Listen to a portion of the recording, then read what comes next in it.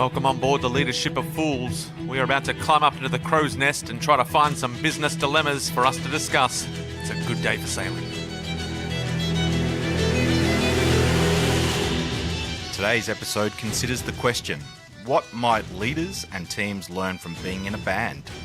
We explore role clarity, power of rehearsal, being proud of being organised and disciplined, learning to let go, and we fanboy out on Paul Kelly, Midnight Oil, Dandy Warhol's Crowded House, and the Lonely Planet Band.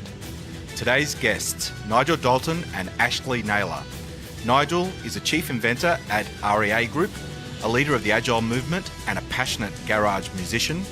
Ash Naylor is one of Australia's rock legends, a creative force behind the band Even, and a band member for Rock Quiz and Paul Kelly.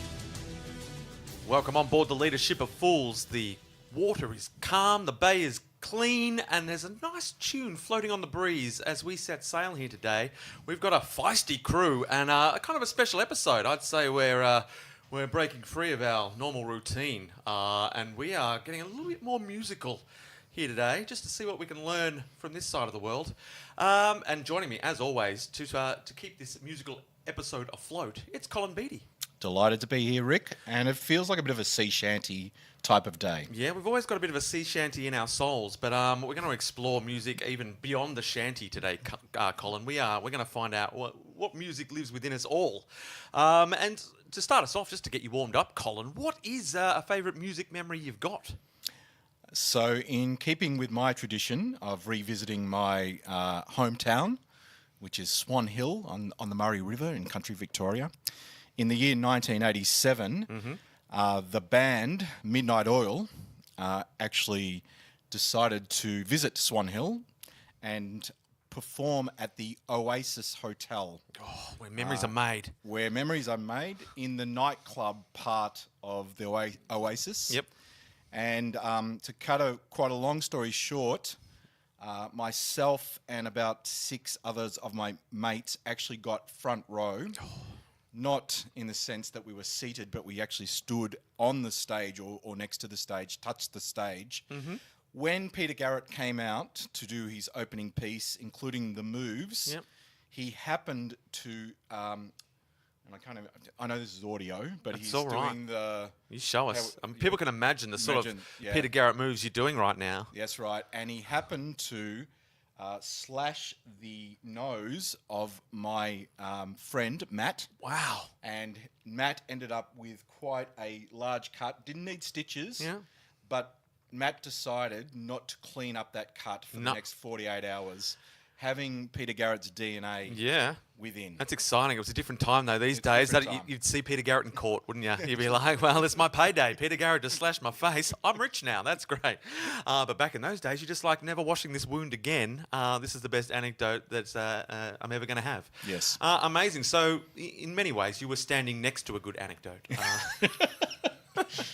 Yes, true. That's good. Well, so Colin, it's the story of your life. It is a story. A lot of good things, exciting things are happening all around you. Always a spectator. Yeah. The first mate of life. That's what you are. And joining me on my right, it's Nigel Dalton. Well, delighted to be here and sort of in that halfway house between a love of music and a love of making things work. So.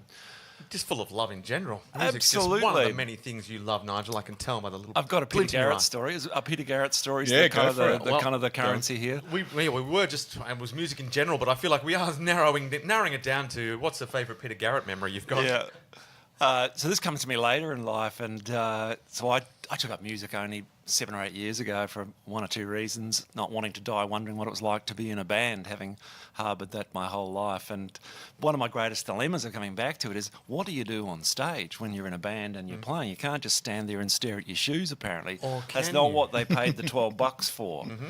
And so I do my best. And for me, the guy that I remember visually the most is Peter Garrett. And I'm thinking, well, I can do He made a statement. I can be Garrett-esque on the stage or those kind of things. And you're sort of that sort of height. Well, as I am. I've got a lot more hair, but that's okay. I was just thinking, yep, there's something in that. So you were performing on stage in a band? In a band, Can you just paint the picture? What was the name of the band? So it was the Lonely Planet Band. So that was an incredible community of people who had Worked had at Lonely musical Planet? careers and became writers and tourists and travellers and all that kind of thing. But anyway, afterwards, in the crowd, someone saw me and go, "Yeah, mate, couldn't work out Peter Garrett or the Wiggles." I don't think there's anything wrong with a delicious blend of the two. That's a hybrid nobody wants to see. Peter Garrett was the bald wiggle, I think. Oh, yeah, from memory. crikey. But no, in terms of musical gigs, I've got to put my favourite down to a bit of a life moment. So I took my then girlfriend, now wife of 30 years, to Hunters and Collectors at the Victoria University in Wellington. And that was back in the days. Up They there were on the hill? touring New Zealand with like a 12 people, 12 full brass section. Yeah, great. Small room. Didn't hear a thing for days, but it actually turned my DNA. Fantastic. I'm really worried already, Rick, that we will not talk about organisational We will, Colin. connections at all. Don't you worry. It'll just be fanboy. Even if central. it's just in subtext, I think this whole episode will be driven by organisational wisdom. Right. You might have to dig deep to find it in between Peter Garrett anecdotes, but it'll be there. And to give this episode the musical clout that it so desperately needs, we are rounded out by Ash Naylor. Thanks for having me, gentlemen. Well, my favourite Midnight Oil memory is my first ever concert was Midnight Oil. In the Are you year serious? 1984. I was 14. My cousin was an usher at the Melbourne Sports and Entertainment Centre, which is... can you say Holden? Can we say Holden on air? Yeah, sure. It's now the We Holden try not Centre. to, just in general. That's right. Well, it's the Holden Centre, the HQ of my beloved and Colin's beloved Magpies. Anyway, Yes. I'm going off topic. That was my cousin was an usher. Last minute tickets for myself and my brother. My brother was 16, I was 14, and he rang up. I've got tickets to Midnight. Will the kids want to go? Of course we want to go. And so we were there without parental supervision. Just So- hoping to get slashed in the face. And it was a life-changing concert because I'd never been to a full rock show before, and I'd never experienced the bass hitting me in the chest like it does sometimes at your first concerts. And it was a physical experience and an emotional experience, and it's had repercussions to right now. It's still with me. In fact, this morning I saw the advanced screening of Midnight Oil 1984. So Beautiful. how's that for a nice little bow on it? We are Yeah. right. We've got our finger on the pulse. Absolutely. So that's amazing. So in many ways, it set you on a path. Set me on a path, to realise that. Well, at that point in time, I think Midnight Oil were kind of a countercultural band, even though they were addressing issues which were heavily dealt with in mainstream politics. But it felt like there was an alternate world, and I wanted to be part of that alternate world. Ash, can I get you to tell just a little bit more about your story, knowing that typically on Leadership of Fools we have people who are in executive roles, leadership roles. That's not the path that you've taken. You've chosen to be a musician. Yeah. He's a CEO of Cool. That's right. So music, massive part of your life, and you make a living out of it.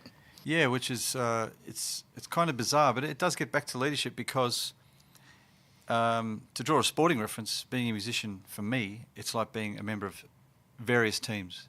I'm in a few teams. I'm in, very popular touring acts, which I'm a guitar player in. Then I'm in my own group, which is a creative outlet, and that's on a much smaller scale. I think I came to that realisation a bit later, maybe in my 30s and early 40s, that it's okay to be organised. It's okay to have your shit together. It's okay to not have a manager or a booking agent if you can conduct yourself in the most professional way possible and make yourself almost indispensable. Part of that's a bit of ego as well. You want to maintain your role in whatever team you're playing in. Yep. And being a team player in someone else's organisation encourages you to be more of a team player in your own organisation. So my dictatorial days are behind me, where I wanted to do everything in my band. I wanted to tell the bass player how to play, the drummer how to play, and the person mixing the record how to mix the record, whereas eased off a bit on that in my old age. There's not enough time. Already there's so many wonderful connections in that story, the art of delegation, letting go. Yeah, letting go, that's been a big thing for me as a neurotic control freak. So we've got an excellent crew assembled here to discuss all things music and business, how music can relate to organisations. Oh, look, my favourite Peter Garrett story before we get started was, I guess it was the mid 2000s. It was question time. He raised some very good points about taxation cuts. It wasn't musical at all, but I could feel the rhythm and the melody underpinning his political sort of where it was coming from, and I'll never forget it. And I don't have many musical memories. I think if you rearrange the letters from I'm nautical, it says not musical. There's a lot of OCD people out there trying to figure out if that's true. I'll let you come to your own conclusions. I did it instantaneously, mate. It's like just, I have that brain. It doesn't work. You're like, close but no cigar. You're no S. You're short an S. But we are going to draw as many parallels as we can here today on the ship between, I guess, what being involved in music, what being in bands, music in general. What can organisations learn from that? What can leaders draw from that? What are the lessons to be mined from the music scene and being involved in that realm in general? What do you reckon, Cole? So I'm going to invite Nigel to participate in this early. Nigel and I share a number of different, I suspect, values and passions, but one of them, as it relates to organisational life, is to help organisations to learn from fields other than sports and possibly even military, and that sense of the performing arts, whether it's improvisation, theatre, storytelling, and music, the parallels and connections. So, Nigel, I just want to invite you that's pretty dear to your heart. And the musical thing's very crystal clear because I'm on the journey of learning that. So I was a manager for many years and leading teams and all those kind of things. Came to music at Lonely Planet where they had a collective group of amazing people, and I learnt about hidden talents that people have. So their ability to come together as a collective and do charity gigs, and just I realised at that point how many people are turned off by military metaphors and by sporting metaphors. There's a lovely crossover in sports and music in there, but it's not necessary. I think the loudest ovation I ever got giving a talk at a conference was when I said, I'm not going to use a sporting metaphor today. And I talked about bands, and I think being an observer from a naive point of view of the way bands' dynamics work, the way they are terribly organised in most cases, how they deal with conflict, how they deal with hierarchy, and all the hidden elements that I had to learn. Because to the naked eye from the outside, it looks like the band works this way. They're in charge, they're following, and everyone else is paid accordingly. So decoding that and discovering the roles in the moment of a bass player who seems to, in all the bands I've been associated with, devolve down to the best organised, almost conductor of things. I thought the drummer was central. It turns out the bass player was telling the drummer how to stay in and where they were going next. So and maybe a large collective with 16 musicians coming on and off stage at all times. The mysterious enigma, the organisational structure of bands, and it probably varies from band to band as well. I'm sure it does, but it needed organisation, and there was a lot of pushback because some people felt that was unnecessary, killed the moment, killed the mood, all those. But there's an element of it that I've certainly learned since in all the great bands has been there. And the simplest things from our world, things like role clarity. Yes. I heard Tim Rogers talk about this at a conference a year or so ago. So him being allowed to be him and everyone understanding that was the rules of his band meant he could turn up as Tim and the others would, the bass player got all the gear there and all arranged the gig. And I was just going, there are so many parallels here. And I think I'm married to a painter, I'm married to an artist, that's part of our family DNA, and I see the arts community and the music community, a lot of overlap. So I try to bring that to our place every day. And a certain amount of it is... So to your organisation? Yeah, to the REA and to his group. house. Yeah. The greatest lesson is managing in the moment, managing in the performance on the stage. So music goes through these things of rehearsal, practice, and performance, in my experience. Practice being what you do yourself, rehearsal what you do as a group, and performance. Businesses are almost always in performance mode. Yeah, that's There is very no true. more beautiful thing to watch than a band managing in the moment.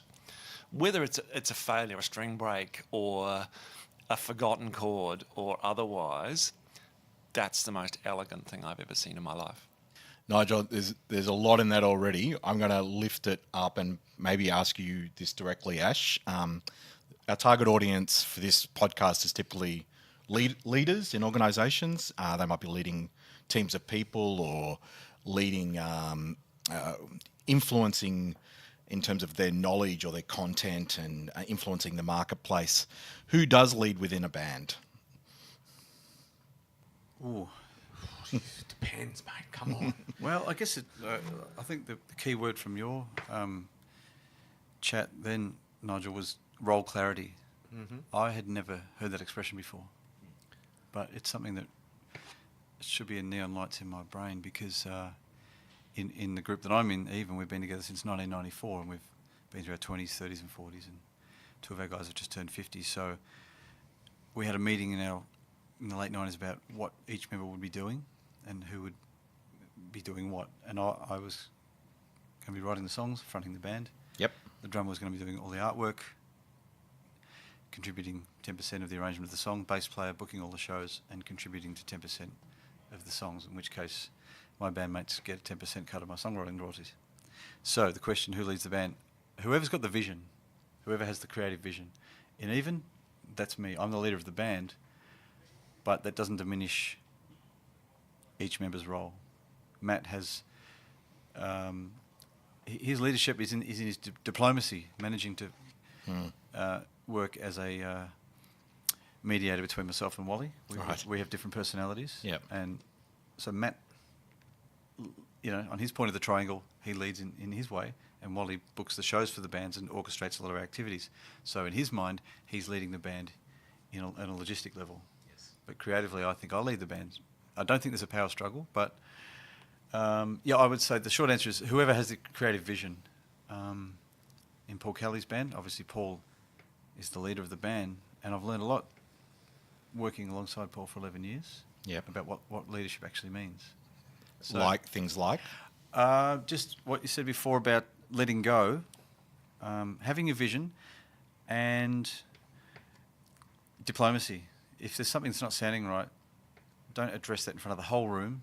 Pull the guitar player inside and maybe say, I don't think that's working right there. Maybe if we just go back to the previous idea. Yeah. And not making a big announcement to the whole group that to make you feel on the spot. Instilling confidence in your workmates, if they're a team, in which case Paul's the leader of the Paul Kelly band. Giving everyone enough self-confidence to contribute to a recording of a song, whereby they feel, even though they haven't written the song, as I've just experienced recently with Firewood and Candles, APRA Song of the Year, I contributed a guitar riff to a pre-existing song. Yes. So it's an arrangement credit, you don't get a songwriting credit, but it made me feel that I'd contributed to the outcome. Yes. And Paul encourages that, and if there's something that's not working, the way he goes about steering it in the direction he wants is one of his many skills. Right. It's done with poise and grace. It's not done with, oh, that sounds shit. Oh, Yeah.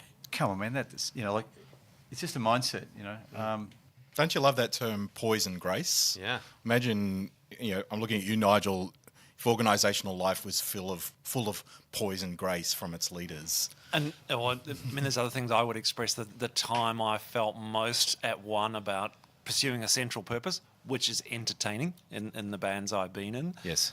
There's a sense of love to it. You're on stage and you're looking at each other, and something weird happens when you get in the flow. Now, I spend my life trying to design workplaces and teams where people get into a flow state in their creativity, because that's how you solve hard problems. The most flow I've ever experienced is on stage, and I felt like I was looking back on myself going, how is that even happening? Yes. I don't know what the word is, but when all the things join together in parts, you genuinely get more than the sum of the parts. So have you learned how to replicate that? And knowing, I'm going to ask that question, but I also know, Rick, you can add to this as both an expert as well. Very similar in terms of performing improvisation Yes. in that flow state, and the times when it comes easy and the time when it's just a grind.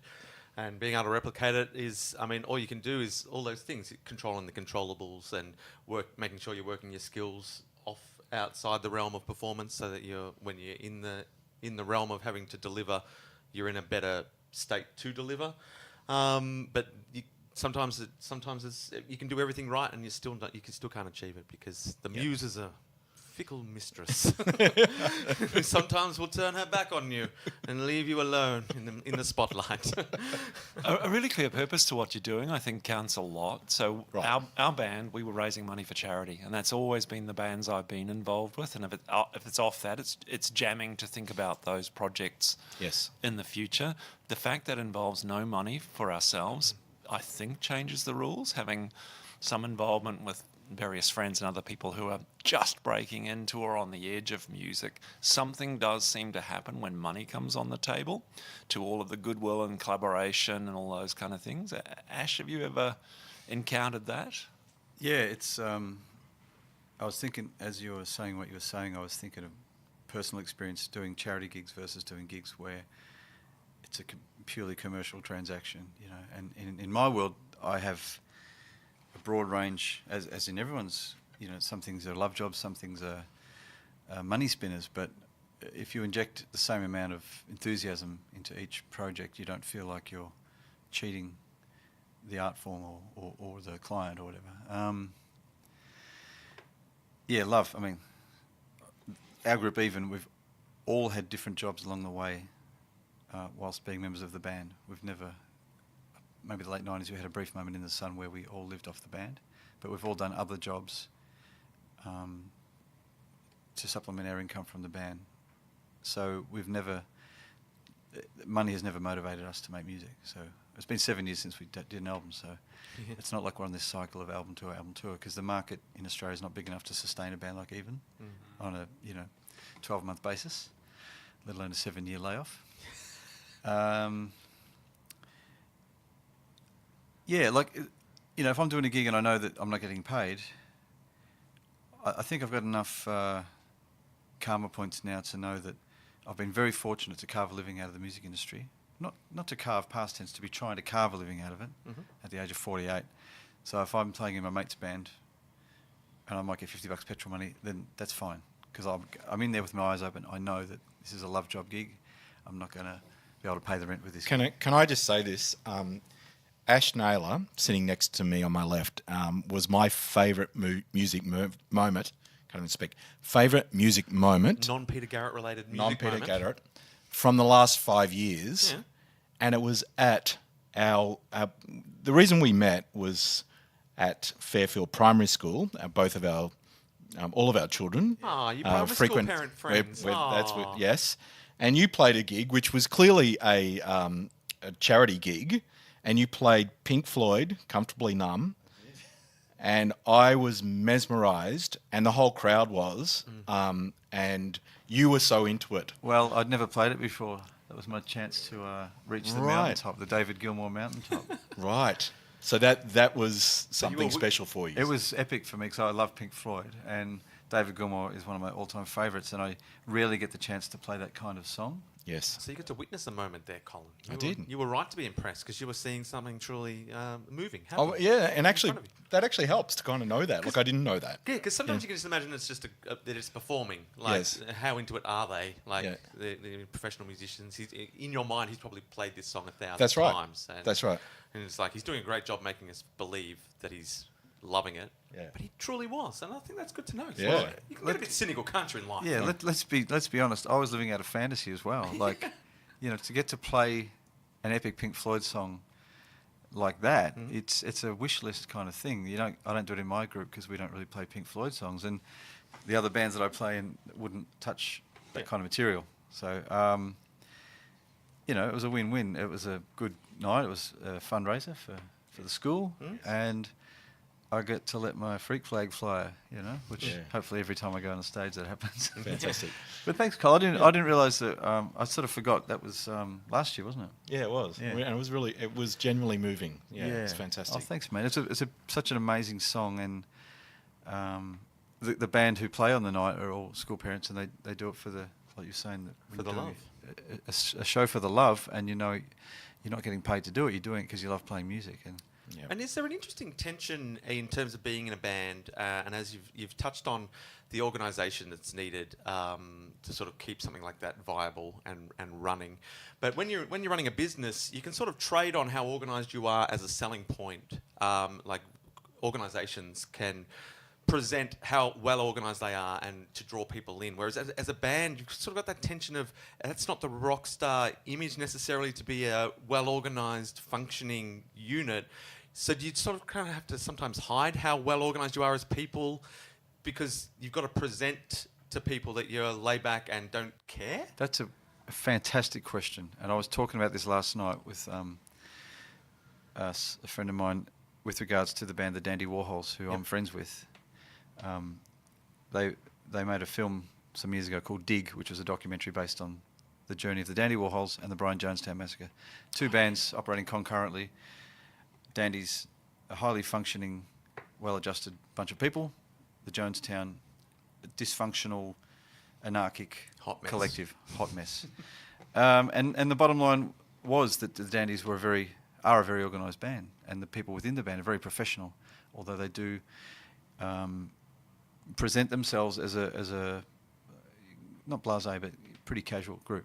But I've been on tour with them 6 times throughout Australia, and I know that at the centre of that is a highly organised band who always deliver.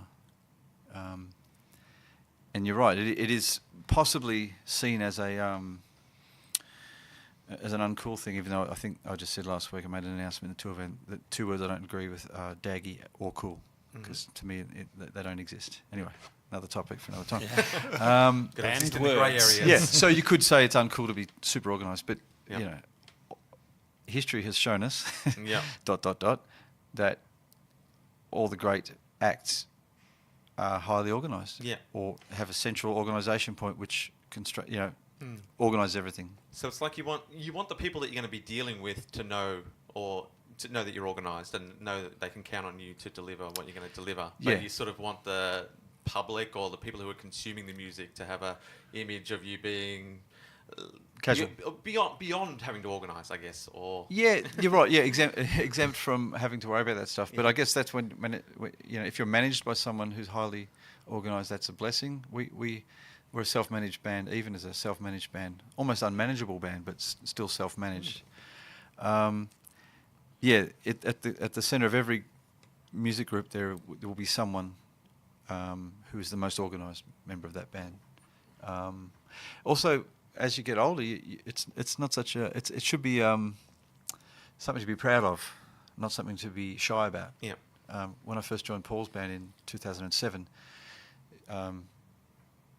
the airport call was 8 a.m. All right, so and 8 a.m. in Paul Kellyland is 8 a.m.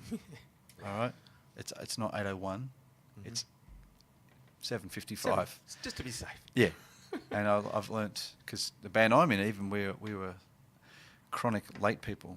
You know, we was like 3 Keith Richards in the band. We just rock up whenever you felt ready to rock up, and we've missed planes. We've in the past, but I've learned to be yeah.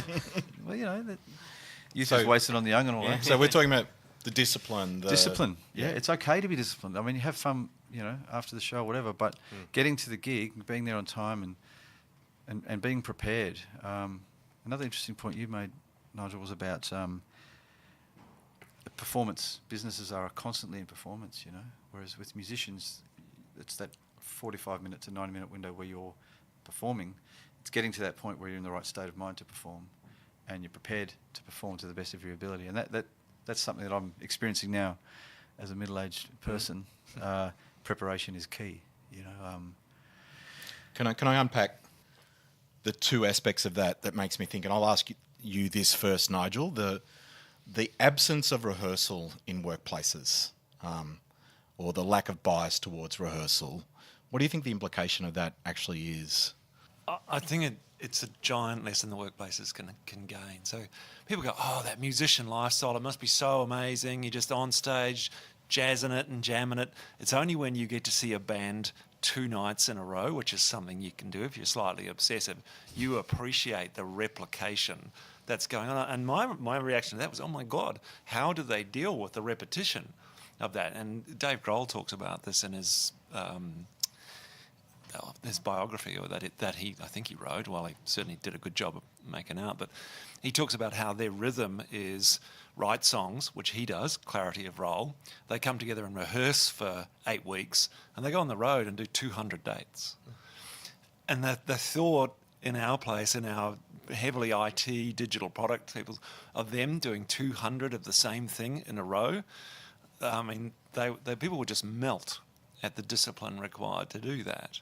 So I think there's a huge amount to learn. Now, what we do miss, and I think this is something that improv is great at doing, is practicing moments. So you dive straight in, and so the end result is far more chaotic. We should practice a team meeting. Yeah. We should practice, this is how they work. And then you see how the roles come out, and away you go. It doesn't have to be exactly the same every night, and we can fact check that with Ashley as to how bands do deal with the grind, whether there's an element of change or not. But I think everyone practices individually, polishes their skills, read books, do online courses, learn stuff. The missing link is rehearsal. And you got me thinking just then, because you and I, in fact, one of the first, I'll call it a gig, that you got me involved with at your organisation, pretty much was unpacking how that team worked, who played what role, making sense of it, getting some better ways of working together. In a way, it was a form of rehearsal, and it was my job to create a safe environment for that, and you sort of sponsored that. But it's interesting, it's such an untapped possibility. It is. That was a really interesting team. So can you imagine a band where they don't all talk to each other? And I'm sure it probably happened in history. How does that band turn up to a gig and even play? So I was done with that, and the communication had to come back in from the start. So the simple rules of improv were the secret weapon for that. Just go, you know what, we can do this together, and we eventually got that band performing as best we could. But yeah, the Rolling Stones have had moments where they're not talking to each other but still touring. Metallica just hire a therapist and just go and make a documentary and $40,000 a month, if you don't mind. We're in the wrong business. So Some Kind of Monster is like a horror story for me in the intersection between business and bands.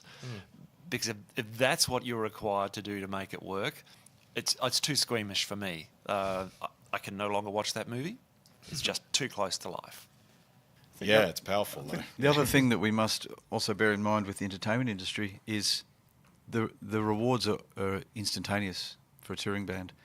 Like Dave Grohl might play 200 shows on the trot, but every day, Dave and the band will be getting instant feedback about their work.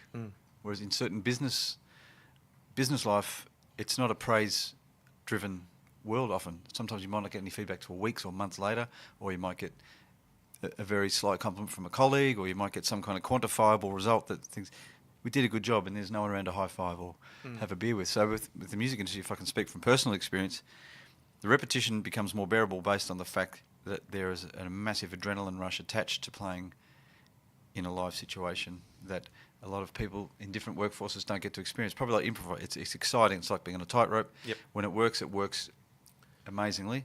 When it doesn't work, you have to sort of think on the spot, how can the next thing I do become fruitful? Yeah, the entertainment industry is kind of one of those weird ones where you are constantly getting validated. You are constantly, not many other people in their jobs get applause on a daily basis for doing just what they're doing. You know what I mean? And that's a great driver. You know, like for someone like myself who was quite a neurotic, obsessive adolescent. Yeah.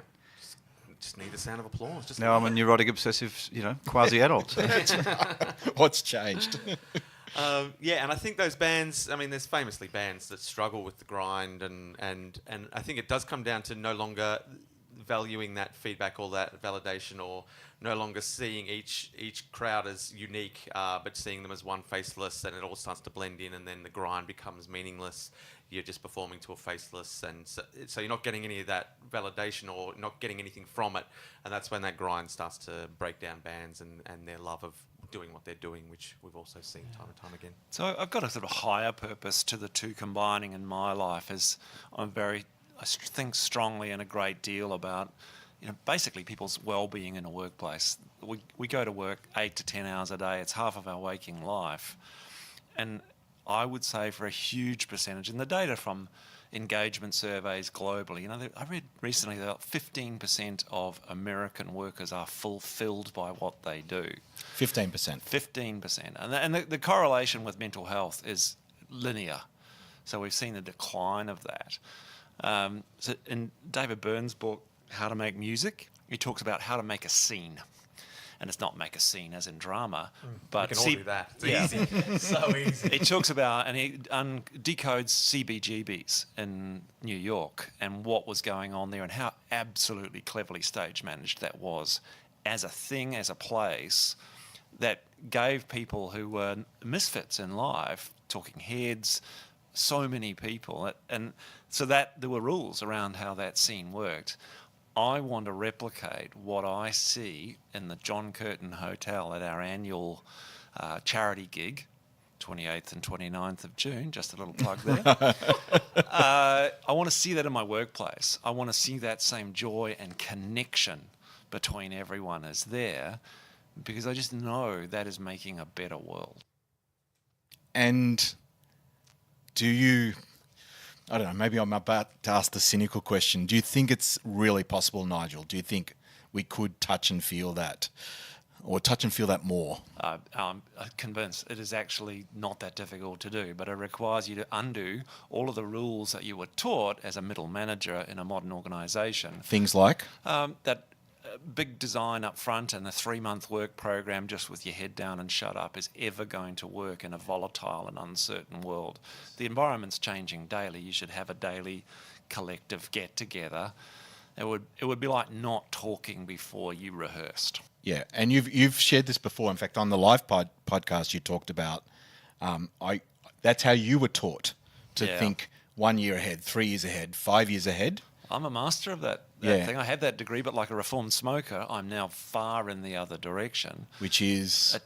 Just daily rhythms and connection and conversation. And if there was, that's the word I would use in our workplace, where we work as a series of small teams. It's 55 small teams of 10 instead of a gigantic set of organisational departments. Every single one of those is a band. And they have clear roles and a daily concert. They're doing a daily gig and they review that the next morning over a coffee or otherwise. How do we go? What worked? What didn't work? What's puzzling us? What should we change? And they can review it in the course of it. And that's a whole method of working it's got the label of being agile or lean or otherwise. But it's actually just replicating so many things that a good band manages. Now, 10 people is a lot. What's the biggest band you've been in, Ashley? Have you been in a 10 plus? Well, the Rockwiz touring band's quite big. That's like an ensemble cast. It's got comedians out the front. It's got musicians on stage, and then guests come and go. Does it get more complicated with that? Well, it gets down to role clarity, knowing what is expected of you and what your job is in that format. And listening. Surely listening plays a really important role. Crucial, because in a Rockwiz show, Julia and Brian are at the front improvising on a topic. It's, obviously there's a script they stick to, but it might be a chance if she mentions Pink Floyd, then I'll jump on a Pink Floyd thing or something. So listening and Can you give us a moment of Pink Floyd? If we don't get the Pink Floyd before I'm gone, I'll be very upset.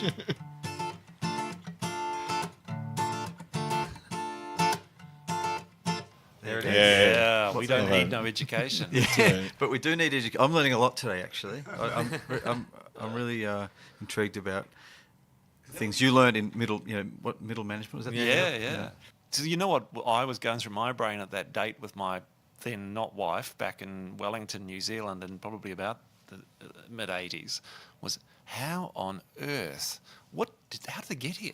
Do they have vans? The hunters. Are they staying in motels? What are the logistics behind this appearance? And this is pre-mobile phones, texting and organising themselves. How did they all turn up in the same place sober?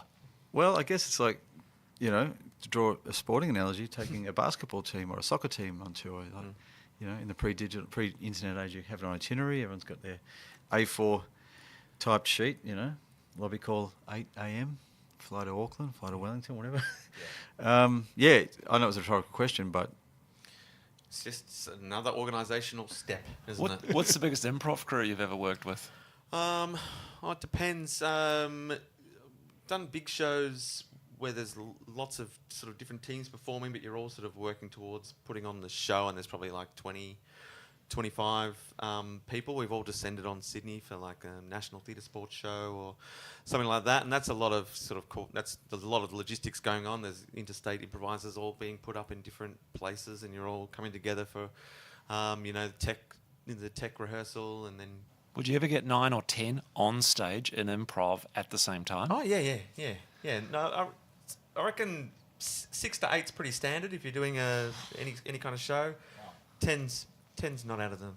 10's not crazy. That's when there are the rules that are not obvious to most people must come into play. Absolutely. And this is where I'm going to get passionate, and I almost need a Midnight Oil backing for me. He's going to throw. I'm going to just throw stuff to you now. Yeah, the beds are burning right now. Yes. I'm going to really fire up here, Nigel. I'm convinced with great artists, and I think some great artists also are great teachers, and that combination is something very special. And I'm going to tell you right now, we've got 2 of those people in the room. So this didn't just come about because Ash and I met at a primary school. It's because every time I chatted with you, I thought, this guy is so incredibly wise. The wisdom. And the same plays out with you, Rick Brown. Mm-hmm. So funny as all get out, but there's wisdom and insight, but almost too much humility for both of them, in the sense of they're not the ones out there doing keynote speaking events about what you can learn from music in the corporate world. So in a way, it's kind of our job, the 2 of us, to showcase this. And it is the simple things done beautifully. It really is the simple disciplines done beautifully. And because they are so simple, I wonder whether people like yourself, Rick and Ash, you're not even aware of them. You're not even aware of the craft that you've learnt and how important and valuable it could be. Yeah, I joined Lonely Planet Band, which was a collective of people. They'd been in Not Drowning, Waving, they'd been in Orange Juice, they'd been in amazing... And here they are all coming together in later life, having given that up because sleeping in an ice cream van was a shit idea. That sounds amazing. What an ice cream van. Yeah, so they all grew up and got top jobs and various things. So here they are, deeply experienced, taking in a noob into the band to try and do it. So I was taught the rules. So number 1 was you have to listen, and you don't have to play all the time. And I'd just take those into my daily job now as just actually, as much as I love to fill vacuums of sound, don't. And the listening is what makes the band amazing. And that's also the ego of the middle manager too. And I do say the middle manager in the sense of, not that they're necessarily more egotistical, but they are probably thinking, I've got to be the one. I've got to be the one saying the most. I've got to have the vision. I've got to have the idea. I reckon the same must happen to musicians, though, where you feel some immense pressure from time to time to come up with the next song, to be the one who counts it in, or whatever it is, set list decision on the moment. Do you feel that? Yeah, probably not so much now because I'm learning new ways to entrust people around me. Is that the right word? Yeah. Probably by osmosis, working with Paul, learning that leading a band doesn't mean dictating to your bandmates. It's creating an environment where everyone can contribute. I'm still going to backpedal a bit.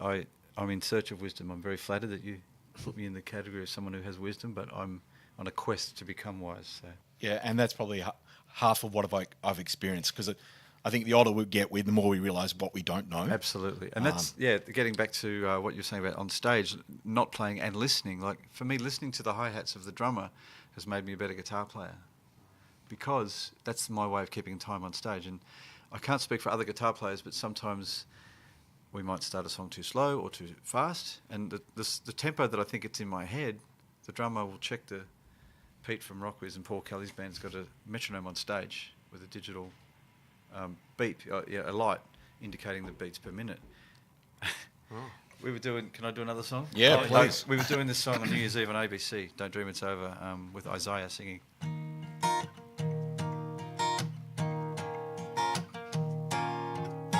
He says, that's too slow, mate. Like, on the record, it's only a couple of BPMs, but listening to where it is. And I sometimes get Pete to count me in, or Matt from Even, count me in, because I need to be, I might have written this song, or I think I know how it goes, but it's your job to I reckon it's bring a me in line. fascinating thing that people could probably study more, because that thing where you're exceptionally skilled at what you're doing, you know the song, you're playing the song, you're executing the song as you're hearing it but in context of how it needs to be, it's not quite right, and it just needs a little tweak from an outside eye, even though you probably could have kept doing it, and at the end you would have been like, oh, it went all right, but I'm not sure. I played it perfect, but it didn't hit it. And it's that outside eye taking a very skilled person who's doing pretty much exactly what they need to do, and just adjust those small adjustments that can be made. Yeah, so that was my admiration for our band, was there was such variance in skill. And how it came down to was someone would step outside and not conduct, but at least listen and see all the parts and what was going on wrong. So the classic noob error as a new guitarist was, I know how the song goes, I know the chords, and I'm just going to play it, and completely forgetting to listen to the drum. Yes. So as far as I'm concerned, I'm playing it perfectly, and with an electric guitar, it's loud enough to be heard that I am so far out. Why are they all doing it wrong? Well, listen, that's the key. Colin hit on it beautifully before, doing the simple things beautifully. And as a musician who, as a teenager, I just wanted to play a million notes a minute. I wanted to be Jimmy Page or Iron Maiden or whatever. As you get older, you realise that it is okay to have gaps. And it's a massive cliche, but those gaps become crucial, particularly, say, in Paul Kelly's set. People, if I'm playing lead guitar in that set, people who come to see a Paul show, they don't want to hear Jimi Hendrix solo over Before Too Long. They want to hear Before Too Long as they know it and love it. So my role in that gig is to play it the way people want to hear it. And every night, try and play it as beautiful. It's a simple part, try and play it as beautifully as possible. And Paul actually runs up to me sometimes and goes, don't fuck it up, don't fuck it up. Just to get, as a joke. Yeah. We were on tour last year, and I get the chance to say Hamburg. We were in Hamburg. Oh, nice. And there was a club show, a few hundred people. Don't fuck it up. I'm halfway through the solo and it's going well,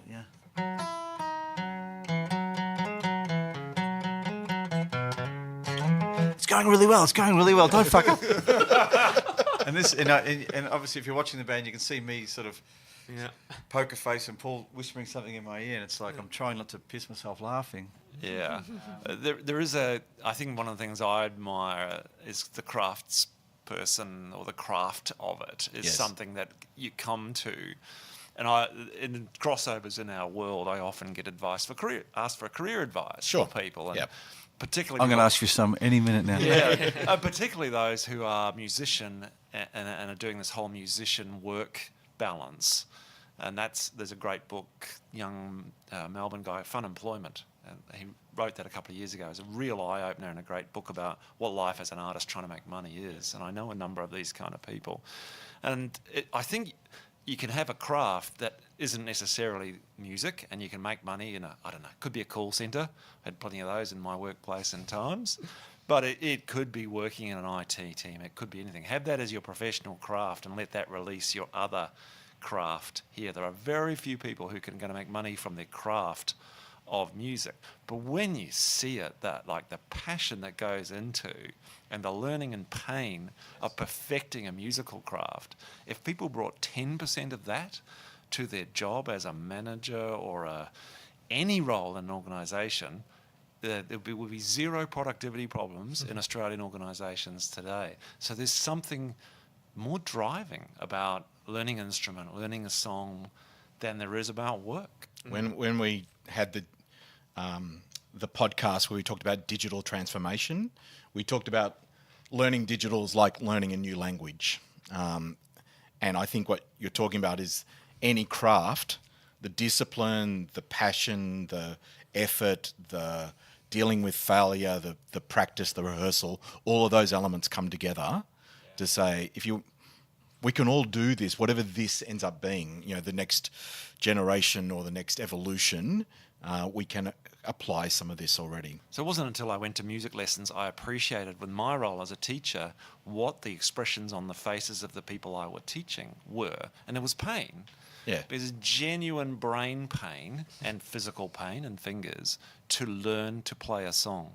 And if you can get in touch with that, what's going on in your body and how you're reacting, there's suddenly, now I understand. And organisations don't typically respond well to people through outside of their comfort zones and through any form of pain. Yeah, which is where coaches come in. Yeah. And this is where, like Tad and our Lonely Planet band would walk around the outside and just come up, and less subtle than Paul Kelly even, and just kind of go, okay, stop, just keep listening and do this instead. We need to find a way. In fact, we're thinking about having a director's cut version of this as well, which will all make sense for those of you who listen to the extended version. Mm-hmm. But this is kind of like the typical time frame for our conversations like this. But what we love to do is almost land with some takeaways. So those takeaways could be something as simple as something you're now thinking that you weren't thinking at the start of this conversation, or something you could adopt to apply to your own practice, or something you think leaders could draw from this conversation. Beautiful. Lead us off there. Colin? So can you come back to me? Yes. Nigel, how many takeaways you've got from this I've got conversation? one which was in the same team Colin and I were talking about, in terms of a team struggling to perform in our place. One of them is a very accomplished musician, and it was about getting our people to bring them whole selves to work. Because in work you have these hats. I've got this title, I've got this job, this is what I do. And I had seen him perform. He has a band and they've recorded, and he's just like a different person entirely. And so it was, you know what, I'm going to get him to perform in front of the crew, and we're going to have these discovery things about bringing your whole self to work. Because if I could get an ounce of that in the day job, it would transform the team. And it's the hidden element and the hidden talents that is often musical art or improv or comedy. You know, one of the people on my team is a stand-up comedian. Yeah, wow. And that's an incredibly exposing craft to do. So I want her to bring more of that to the day job accordingly. So really, that's probably just it. Is like bring the whole self, which has to happen on a stage. Allow that to happen at work as well. And my happy coincidence is that did happen through music. Yeah, brilliant. Ash Naylor. I think this chat has reinforced my current mindset about performing music, and that is preparation. Just personal practice. That's something that I've only concentrating more on now as an older person. It's okay to practice. It's okay to be prepared. What's that boxing quote? Failing to prepare is like preparing to fail. So every night I go out with Paul, I want to make sure that Before Too Long solo is right there. It's probably like giving a presentation at work or something where you're organised, you've got your thoughts organised. You might have a running sheet of what to say and what order to say it in. But I think for me, it's not something to be embarrassed about, being prepared and going on stage without no question marks floating in your head. Mm. Control the controllables. Very AFL-esque. Colin. Am I allowed to have 3? Yeah, mate, there's no limit to how many. No limit? Yeah. If you can give me 5, I'll give you $10. Fantastic. So, number 1, I am so struck by the fact that I was a witness to you playing a song live, perhaps for the first time, with a captive audience, and witness to... because I noticed how insular you were in that moment. Like you were, kind of those moments when you see a performer into themselves in a way that is not is super appealing to an audience. Like this means something. Yeah. So I'm still thinking about that. Secondly, and in no way is this to downplay the quality of guests that we have. But now I know with conviction we must get Paul Kelly on season 2 as one of the great leaders, and candidly is a hero of the at least two people at this. I'd pay for tickets to that one. You pay for tickets to We that are one. transitioning into a music podcast. That's right. But that's fine. That's I'm, right. I'm on board. Yeah, right. And thirdly, this is just, if anything, renewed my personal passion to not let organisations get away with not learning from amazing artists and crafts that could, and I think this is what you do super well, Nigel. You talk the corporate game in terms of numbers, like 15% of all American workers not being engaged. Like 15% are engaged. sorry, That's are the engaged. Horror story of it. Are mate. engaged. Sorry, Yeah. So very optimistic, important. Collins. Yeah. So we talk about tapping into 5% and the difference that could make. And you talk about Australian organisations and productivity, and you talk about, and I love this, the organisation you being part of has 15 bands, not 550 technicians or team members. We've essentially got that number of bands. I think there's so many great connections here.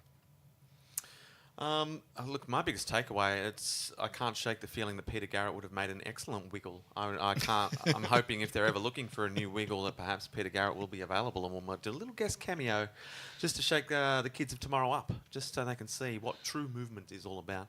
I can get this sense of organisations and teams in organisations being a band, and how useful it is to have that role clarity and all working together to create the same thing. But I guess the difference in organisations is you're often working in isolation, and so you've got to make sure that everyone in the band is playing the same song, because there's no point executing your executables if when we put the mix together, everyone's got 4 different songs going at the one time. There's no way we can mix that in post. It's not gonna, not going to sound great. Not going to work. Can't polish a turd, as we say in the biz. Yeah, that's right. You can wrap it in tinfoil, but it's still a turd. And Rick, before you officially sign off, for those of you who would be interested in the director's cut, we're going to get Ash to teach Nigel a song. So that would be the reason to listen on. We're going to see leadership in action. Yeah, that's right. Right here on the Leadership of Fools. I call it sharing information. But for those who are jumping overboard right now, enjoy the swim.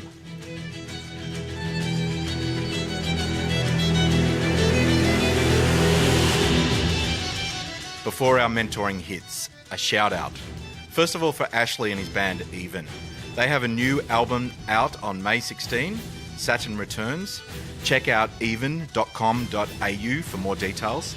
Nigel would also like to promote a gig. This time it's supporting the Kids in Tech charity, Flying Robot School. It is the annual digital industry battle of the Agile Bands. It's June 28 and 29, and it's worth checking out the web for details.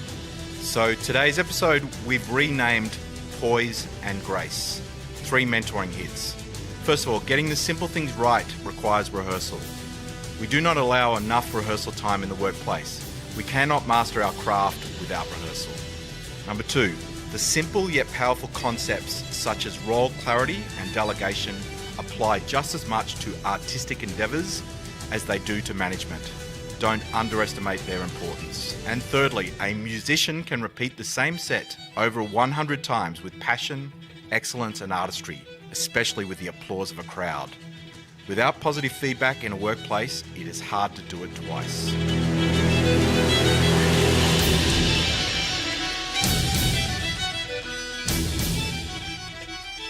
The Leadership of Fools is gathering momentum. If you want to get on board, feel free to jump onto iTunes to subscribe. That way you'll be up to date with all the latest episodes. And if you're enjoying them, rate us with all them stars.